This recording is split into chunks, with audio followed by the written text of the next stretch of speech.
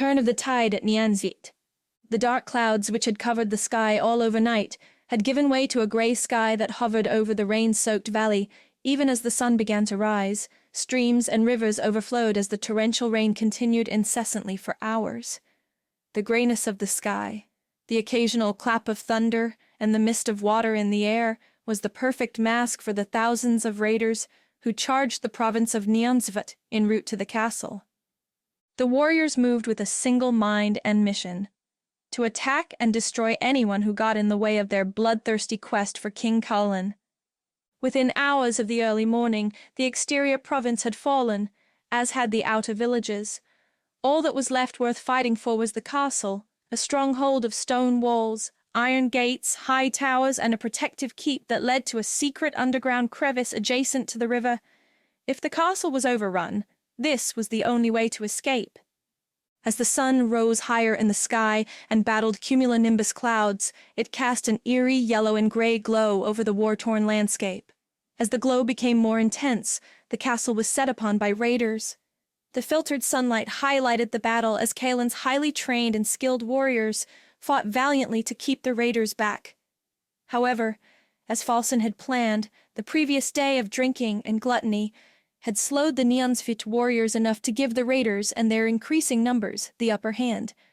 Armed with malevolence and new garrisons arriving from the east, the savagery of the fighting raiders slowly proved to be an overwhelming burden for the warriors of Nyansvit. With the outskirts of the castle decimated, Moon and the raiders fought their way into the outer ward of Nyansvet Castle. The great hall was within reach. Although the warriors continued to fight with honor, in the back of their minds they knew the fall of Nyansvet was upon them. The door to the queen's bedchamber was locked and barricaded, but groans and war cries of the brutal battle seeped through spaces in the door. The sound of fighting outside the castle walls and inside the courtyard made Shayla feel as if she were reliving the nightmarish sounds she heard as a child in the wildwood. Those sounds came to her as whispers, but these sounds were blood-curdling screams. There was evil in those dreams, and Shayla remarked that evil was made incarnate through Kaelin's arrogance and obsession. Now she had to prepare for the inexorable end to Nyansvit, and in preparation for that end she needed to protect her daughters and her court. She urged Mieko, Eelin, and the triplets, Hee-young, Hwa-jong, and Hyo-son, to quickly gather clothing and supplies. She reminded them not to pack too much, for they could only take what they could carry upon their backs as they made their way through the secret path to the river and hopefully escape with safe passage north. Shayla marched through the room, eyeing the sacks prepared by her family. "Remember, take only what you need. We must travel light and swift," she reminded them. Mieko crawled under the bed to grab the large oblong box hidden under the bed that had stubbed her toe. As she sat it on the bed, she recognized the hieroglyphs on the wooden box. She flicked the latch open and stared at the sword of Hatima hidden under the bed. "Mother, is this the weapon you spoke of? The sword of Hatima. Why is it here?" "I held it for Damori," Shayla answered, and immediately realized she'd probably said too much. Mieko carried the sword over and looked to Shayla for more answers. "I do not understand. You held this for Damori?" she asked. "Is it your plan to give my grandfather's sword to her when it rightfully belongs to me?" Shayla felt guilty. Even though she'd raised Mieko as her beloved daughter, and indeed loved her exactly as a daughter, she'd always planned to pass down the gift of the sword of Hatima to Damori. It was rightfully hers. She did not care what Kaelin would do to her. She could never betray Emperor Gerwolf's wishes. But this was a conversation for another time.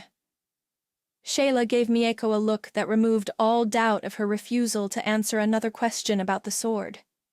"Mieko, there are savages outside this door waiting to cut our throats. I cannot explain now. Please, wrap it up and take it with you." There was a massive thumping on the door. The thunderous sound startled the women, and they backed against the wall, grabbing sticks and swords to defend themselves. Shayla checked through a peephole. Relieved, she began to clear the barricade from the door. The triplets raced to assist, and when they were done, Shayla opened the door and Ping rushed in. "Ping, have you seen Damori?" Shayla blurted. "No, but I must get you all to the tunnels now before it is too late," he said authoritatively. Shayla knew he was right. She could not delay their escape and risk the lives of everyone else. She had to take her court to safety. They could not wait for Damarie, wherever she was. Heartbroken, she plopped down on the bed and began to ruminate over how badly things had become. Heavens, I fear I have driven her away, Ping. She mumbled to chastise herself again. Mieko heard and grabbed Shayla by the shoulder. What do you mean? Driven her away? Is she not on the castle grounds? She glared at Shayla. It was the first time she'd ever shown anger towards her mother. Shayla withered under her sullen expression. And what shall we do about father? Ping jumped in. My cousin can defend himself against any 10 raiders. I will look for Damarie, Eolin, Hiyang, Huazhong, and Hyoson. You must get the queen and princess to the tunnel now. They grabbed their sacks and got ready as Ping peeked through the door into the hall. He waved them all, and the 6 women tiptoed after him, silently praying that they would live to see another day. They made it through the hallway and into a room at the base of the bell tower. They were forced to stop and hide because of the skirmish between raiders and Nyansvet warriors in the hall. However, they did not know that at the top of the bell tower, Falson stood in silence, secretly watching the battles in the fields, courtyards, and gardens. He was not pleased with what he saw. Damn you, Moon! He silently cursed. Kaelin's men are drunken and glutted, yet your forest rats still struggle against them. He grabs a torch off the wall and waves it out the window. A mile away in the nook of the Nyansvet Valley, Moon waited with a 2nd battalion of raiders lurking just beyond the timberline behind him. Moon sat atop his horse watching the flaming torch wave in a window at the top of the tower. Moon turned to his men. That's the signal. It is nearly done. Launch the 2nd and 3rd waves. The 2nd battalion charged towards the castle, screaming war cries, waving spears and torches.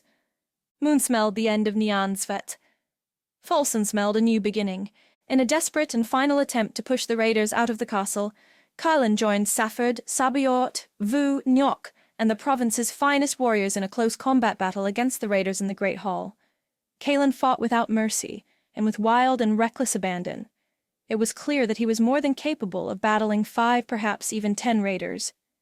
He decimated their numbers in blinding speed. His sword moved, struck, sliced, and he followed it with powerful kicks. He had no equal on the inner battlefield, but what the raiders lacked in skill, they more than made up for in numbers. Their numbers never dwindled. With each fallen raider, skewered by Kaelin's sword or pulverized by his kicks, 4 more would take his place. The exhausted Nyansvet warriors began to fall under the relentless number of invaders. Safford fought with all his might.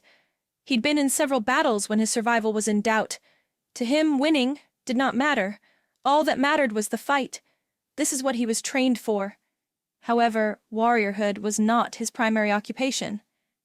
He'd much rather be a farmer, but he had a knack for fighting and winning. He was no Kaelin, but there was no one on the raider's side who could best him in a one-on-one fight. Still, he felt suffocated by the endless blanket of raiders. He felt his wind leaving him, and his arms became weak and heavy. It was only a matter of time before he left himself open to some fresh-eyed raider who'd only joined the battle moments prior. He would be skewered and it would be the end, but he would die in battle. That is all that mattered. Safford's vision became blurry the more he lost his wind.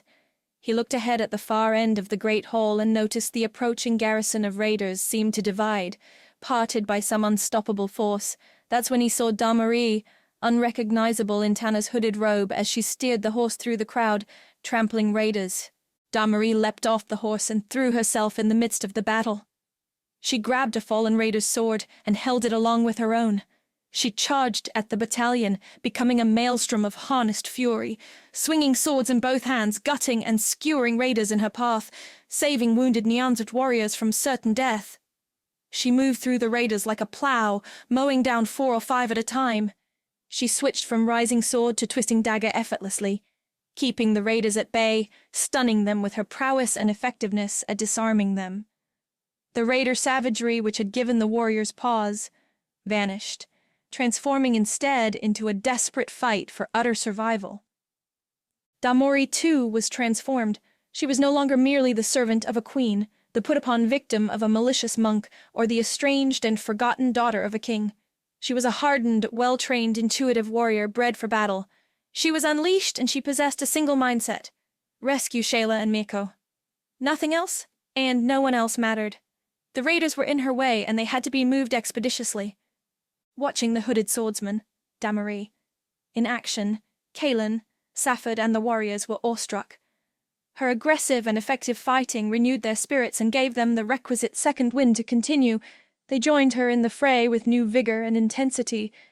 As the warriors felt a resurgence of their spirit, they began to mumble amongst themselves, calling the Cloaked One a giver of hope. As the battle raged on, Kaelin and Damarie moved closer to each other, and then, as if arranged by destiny, began to fight in unison, an intuitive allegiance of skill and technique. They moved like tandem tigers fighting back to back, defending and protecting each other without one ever uttering a single word to the other. More and more of the raiders fell at the edge of their swords. A few of the savages ran as they saw their numbers decimated thrice over in mere seconds. As the battle continued, Safford made a mental note of how Kaelin and the robed stranger looked like mirror images of each other. The only difference, he noted, was Kaelin's powerful stature in comparison to the small frame of the hooded one. He suddenly did a double take at Damarie. The hooded one, he thought to himself. No, it cannot be. She cannot be. Elsewhere in the castle, Eolin led Shayla, Mieko, and the triplets He-Young, Hua-Zhuang, and Hyoson to the great stairs. Ping left them moments earlier when the halls became less cluttered with fighting warriors and raiders. Although still very cautious, the group sensed that the tide of the battle was changing. With that change, Ping felt it was the best opportunity to search for Damarie. He grabbed a sword from a fallen warrior and tiptoed away. As the group marched down the stairs, the clatter of battle became louder and scarier. The women clung to each other, knowing that if any raider approached, only Empress Shayla could defend them. It eased their minds slightly to see Shayla hold firmly to a sword in her left hand. However, each knew that Shayla could only do so much against the savage might and numbers of the raiders. As the group reached the main floor and prepared to turn into the courtyard where the secret entrance was hidden, Shayla suddenly paused. She looked over her shoulder and then everywhere, sensing something only she could feel. Something had her attention, and she was oblivious to everything else. "Mother," whispered Mieko, harshly. "Now is not the time to daydream." Shayla shook her head and turned in the opposite direction of the secret tunnel. She moved as if in a trance towards the battle in the great hall. With each step, the clank of steel against steel became louder, as did the sounds of groaning and dying men. She turned another corner with the rest of the women terrified as they followed. Shayla stepped over dead men on the floor and continued her bewitched walk until she turned another corner. There she was able to behold the massive melee between warriors and raiders directly in front of her in the great hall. Eolin grabbed the queen's arm. "Empress, we must go, now," she yelled. Shayla didn't respond. She moved with uncertain steps, clearly under some trance, until she was even closer to the violent battle.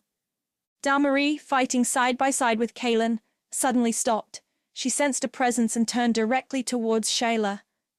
Their eyes met, and she breathed a sigh of relief. "Empress Shayla!" she hollered.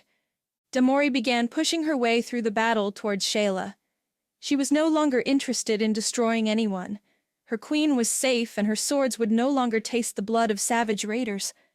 The softness of her familiar voice jolted Kaelin out of his battle fury. He shoved raiders and warriors out of his way to get closer to the hooded person he was fighting alongside just seconds ago. Shayla shouted, "Damarie!" Kaelin stopped in his tracks and stared at the hooded savior, the bringer of hope. No, he was looking with stark surprise at Damarie. "It cannot be," he whispered in disbelief. Kaelin felt the unfamiliar surge of fear through his blood. He was overwhelmed with the urge to run. It was the first time since he was a boy training with Emperor Geirwolf that he'd ever felt fear. Meanwhile, the raiders continued to be forced out of the great hall by the renewed strength of the Nyanzavat warriors. The warriors were joined by stick-wielding gardeners, steel rod-swinging blacksmiths, and knife-wielding cooks. Every soul in the castle had been inspired by the hooded stranger fighting for their kingdom, and they refused to let their home be destroyed. But a raider captain spotted Shayla. He mentally calculated the dismal odds of success for the raider insurgents and how it would greatly increase if they were to strike a mighty blow to Nyanzvat. If they couldn't kill Kaelin, murdering his queen would be equally psychologically profound. "Kill the queen!" the raider captain shouted. "End her now!" Safford heard the order and watched in horror as two raiders with bows strapped to their back ran away from the fight and climbed atop a table for a proper advantage. "Protect Empress Shayla!" he shouted, racing toward the men as they loaded arrows. The bowman took aim and fired 2 arrows just as Safford reached the table. He used his forward momentum to slice the bowmen across the gut with one stroke. The bowmen dropped to their knees as Safford spun, lifted his sword and beheaded them with 2 quick strokes. Still the arrows were airborne and heading directly for Shayla.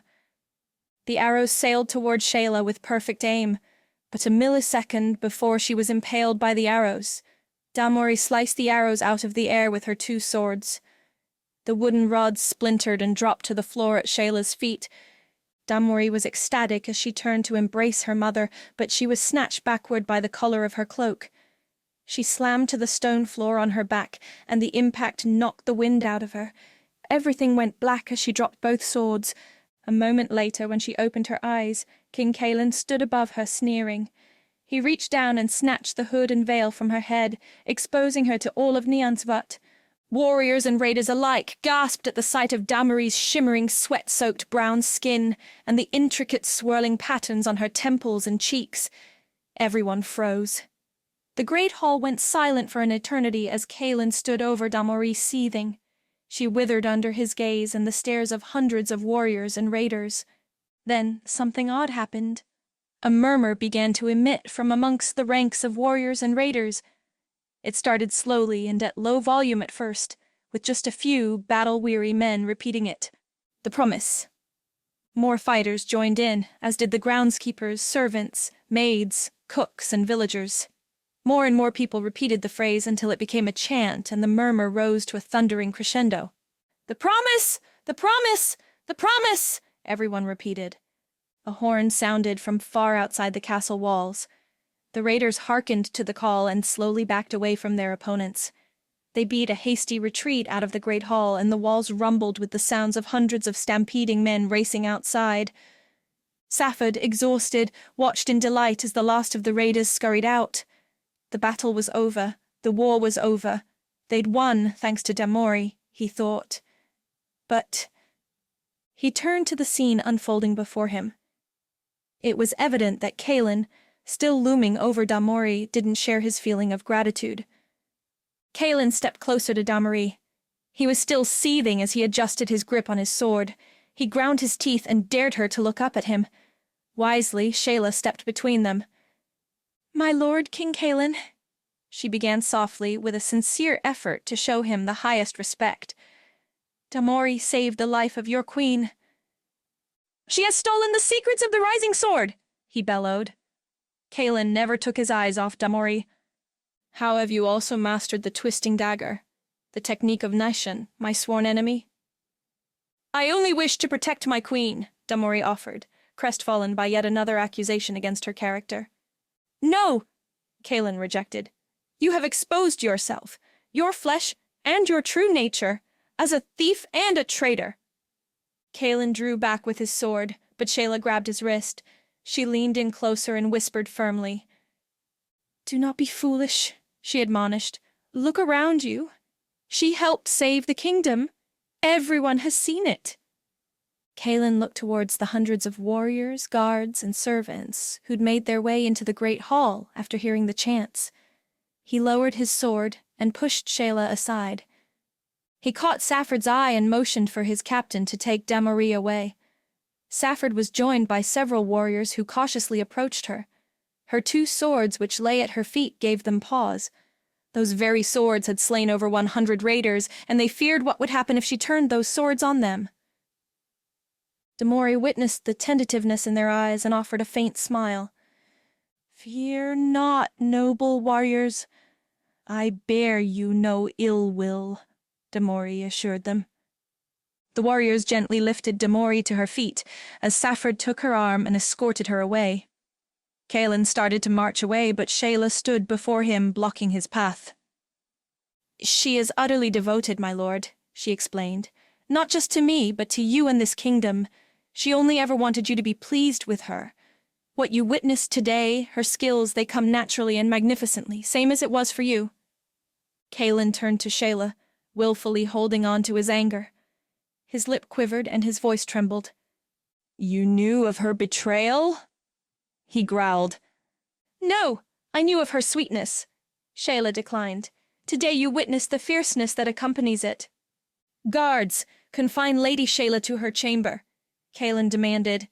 I will deal with this infestation of treason in the morning. 5 warriors surrounded Shayla, took her by each arm, and led her up the great stairs. When they reached the queen's bedchamber, they stood at the doorway as she slowly opened the door. She hesitated, wanting to look back at them and smile, to let the warriors know she was happy they were safe, and she understood they were only following the king's orders. She wanted to turn back to them, but she couldn't. She didn't trust anyone right now.